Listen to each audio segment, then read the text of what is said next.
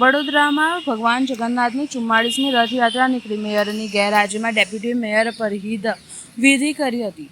વડોદરાના ગોત્રી ખાતે આવેલ ઇસ્કોન મંદિર દ્વારા સ્ટેશન વિસ્તારમાં ભગવાન શ્રી જગન્નાથજીની 44મી રથયાત્રાનો પ્રારંભ કરવામાં આવ્યો હતો. શહેરમાં પ્રથમ નાગરિક મેયર પિંકીબેન સોની ઉપસ્થિત ન રહેતા ડેપ્યુટી મેયર ચિરાગ બારોટના હસ્તે પદવિંદ વિધિ કરવામાં આવી હતી. રથયાત્રામાં મોટી સંખ્યામાં ભાવિ ભક્તો ઉમટ્યા પડ્યા હતા. સુરક્ષાને લઈને પોલીસ બંદોબસ્ત ચુસ્ત બંદોબસ્તમાં રાખવામાં આવ્યું હતું. સાથે સાથે ભક્તોના અનેરો ઉત્સાહ જોવા મળ્યો હતો. ભગવાન જગન્નાથજીની રથયાત્રામાં મોટી સંખ્યામાં ભાવિ ભક્તો જોવા મળ્યા હતા. મહાપ્રસાદી રૂપે દર વર્ષની જેમ આ વર્ષે પણ 45 ટન શીરો અને હજારો કિલો કેળાના પ્રસાદ ભક્તોને પીરસવામાં આવ્યો હતો. પ્રસાદ માટે ભક્તોની ભીડ પણ જોવા મળી હતી. જોકે રથયાત્રા પૂર્વે ઇસ્કોન મંદિર ખાતે ભગવાન જગન્નાથજીના દર્શન માટે ભક્તોનું ઘોડાપૂર ઉમટ્યું હતું. ભક્તો હરે કૃષ્ણ હરે રામાના નાદથી મંદિર પરિસરમાં ગુંજાયું હતું. રથયાત્રા પૂર્વે ઇસ્કોન મંદિરમાં શૃંગાર દર્શન, બપોરે રાજભોગ અને આરતી પછી ભગવાન જગન્નાથ, સુભદ્રા અને બલરામની કાચની મૂર્તિને વિધિઓ કરવામાં આવી હતી. આ મૂર્તિઓ રથમાં આરૂઢ કરાવી શૃંગાર અને આરતી બાદ બપોરે ભગવાનની રથયાત્રાનો પ્રારંભ કરવામાં આવ્યો હતો. ત્યારે આ રથયાત્રામાં ભક્તો, ભજન કીર્તન મંડળો, સ્વૈચ્છિક સંસ્થા સાથે રાજકીય આગેવાનો પણ જોડાયા મળ્યા હતા. તો રથયાત્રામાં તુલસીના છોડનું પણ વિતરણ કરાયું હતું. પરંપરાગત 44મી ભગવાન જગન્નાથજીની રથયાત્રા શહેરના રેલવે સ્ટેશન, કાલાઘોડા, સલાટવાડા નાકા, કોઠી કચેરી, રાવપુરા મુખ્ય માર્ગ, જુબેલી બાગ, પદ્માવતી શોપિંગ સેન્ટર, સુસાગર, દાંડિયા બજાર, ખંડેરાવ માર્કેટ, લાલકોટ, ન્યાય મંદિર, મદન ઝાપા, કેવડા બાગ, પોલો ગ્રાઉન્ડ પાસે, વડોદરા હાઈસ્કૂલ પાસે સમાપન થશે. રથમાં બેસી ભગવાન ભાઈ બહેન સાથે નગરચર્યાએ નીકળ્યા હતા.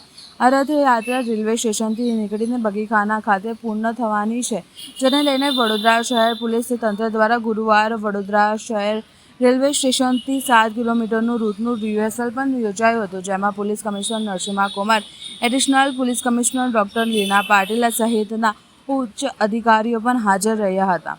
રથયાત્રા દરમિયાન રેલવે 9 ડીસીપી, 13 એસીપી, 100થી વધુ પીઆઈ, પીએસઆઈ, 600 જેટલા ટ્રાફિક કર્મી અને ટ્રાફિક બ્રિગેડના જવાનો, 1007થી વધુ પોલીસ કર્મી, એસઆરપીની 3 ટુકડી અને 1000 હોમગાર્ડ મળી 3000થી વધુ સુરક્ષા જવાનો ખડે પગે ફરજ નિભાવી હતી.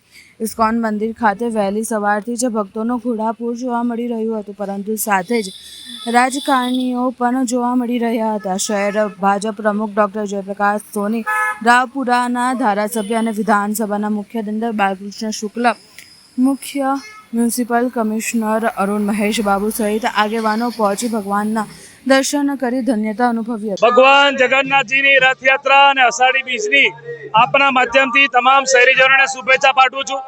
આજનો પવિત્ર દિવસ, અને જ્યારે હંમેશા ભક્તોને મંદિરમાં જવું પડે, પરંતુ આજે ભગવાન જાતે સુભદ્રાજી, બલદેવજી અને જગન્નાથજી ભગવાન જ્યારે નગરચર્યા નીકળવાના છે, ત્યારે મોટી સંખ્યામાં વડોદરા નગરજનો અને ભાવિ ભક્તો એમના દર્શનનો લાભ લેવા ઉમટી પડ્યા છે. પ્રભુ ચરણમાં પ્રાર્થના કરું કે પ્રભુના આશીર્વાદ હંમેશા વડોદરા શહેરના નગરજનોને મળતા રહે. અને આ વખતે ખાસ પ્રભુને પ્રાર્થના કરું કે જે રીતે ગઈ વખતે વડોદરા શહેર આખું પાણીમાં ડૂબ્યું હતું, આ વખતે વડોદરાના નગરજનોને આવા દિવસો ના જોવા પડે અને આ વડોદરા શહેરમાં એટલો બધો વરસાદ ના પડે કે વડોદરા પાણીમાં ડૂબી જાય, એવી પ્રભુ ચરણમાં પ્રાર્થના કરું છું.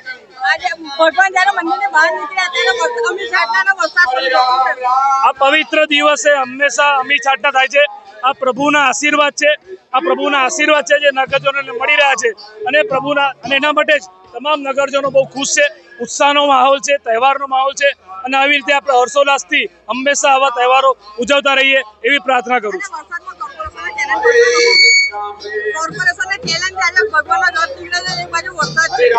ભગવાનના રથને રોકી શકવાની કોઈની તાકાત નથી, કારણ કે દ્વારકાધીશની ઈચ્છા હોય ને તો જ પાંદરું હાલે. પરંતુ ભગવાનને એટલા માટે ખાસ પ્રાર્થના કરું છું કે આ વખતે એવો વરસાદ ના પડતા કે આ ભ્રષ્ટ શાસકોને પાપે વડોદરાને પાણીમાં ના ડૂબાડતા, એવી પ્રાર્થના પણ કરું છું. આજે સમગ્ર વડોદરા ભગવાન શ્રી જગન્નાથજી, બલભદ્રજી અને સુભદ્રાજી જ્યારે નગરચર્યા પર નીકળ્યા છે, ત્યારે એમના દર્શન કરી અને પોતે એમના આશીર્વાદ લેવા માટે આતુર છે. અષાઢી બીજના અમી છાંટણા પણ આજે આપણા ઉપર જ્યારે આશીર્વાદ રૂપે વરસી રહ્યા હોય, ત્યારે હું આપના માધ્યમથી આપ સૌને તથા તમામ દર્શક મિત્રોને આ અષાઢી બીજ અને ભગવાન શ્રી જગન્નાથજીની રથયાત્રાના હાર્દિક શુભેચ્છાઓ સહ અભિનંદન પાઠવું છું. આજે ઇસ્કોન મંદિર વડોદરા દ્વારા 44મી જગન્નાથજી રથયાત્રાનો પ્રારંભ થવા જઈ રહ્યો છે.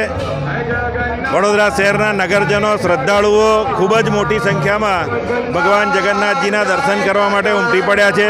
સાથે સાથે વડોદરા શહેર ઉપર આજે મેઘરાજાએ પણ મહેર કરી છે. તો મેઘરાજાએ જે મહેર કરી છે એનાથી જે વાતાવરણ થયું છે એવી જ મહેર ભક્તો અને શ્રદ્ધાળુઓ ઉપર ભગવાન જગન્નાથજી કરે એવી એમના ચરણોમાં પ્રાર્થના. અને આ જગન્નાથજી રથયાત્રા ખૂબ જ શાંતિભેર પૂર્ણ થાય એવી ભગવાનના ચરણોમાં પ્રાર્થના.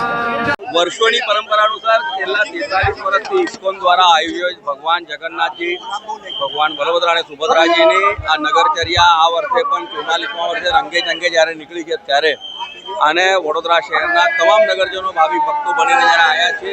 આ પરંપરામાં બીજી એક પણ પરંપરા છે કે આજના દિવસે વરસાદની અભિયાચના થાય છે. આપણે બધાએ અભિયાચનાનો અનુભવ લીધેલો છે. આજે જ્યારે ભાઈ બહેન નગરચર્યા નીકળ્યા છે ત્યારે આપણે બધા એમનું સ્વાગત કરીએ છીએ અને ભગવાન જગન્નાથજી પાસે પ્રાર્થના કરીએ છીએ કે આ જ પ્રકારની અભિવૃષ્ટિઓ વડોદરાવાસીઓ પર વરસતા આ નગરચર્યા આ વર્ષે પણ 44મા વર્ષે રંગે ચંગે જ્યારે નીકળી છે ત્યારે અને વડોદરા શહેરના તમામ નગરજનો ભાવિક ભક્તો બનીને આવ્યા છે.